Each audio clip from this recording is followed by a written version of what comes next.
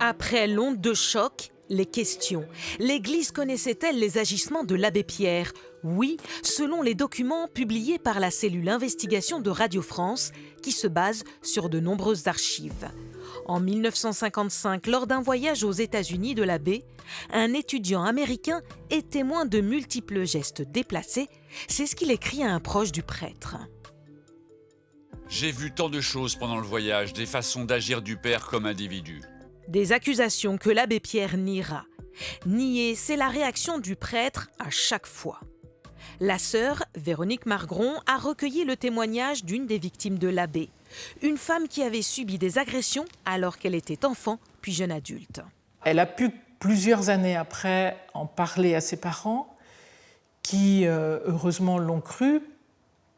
Son père a écrit à l'abbé Pierre, ils sont allés le voir. Et l'abbé Pierre a déchiré la lettre, donc un sentiment évidemment d'un mépris sans nom et une violence redoublée. Face à toutes ces accusations, en 1957, l'Église le met au repos durant 1 an dans un hôpital psychiatrique en Suisse. Officiellement, c'était pour une hernie.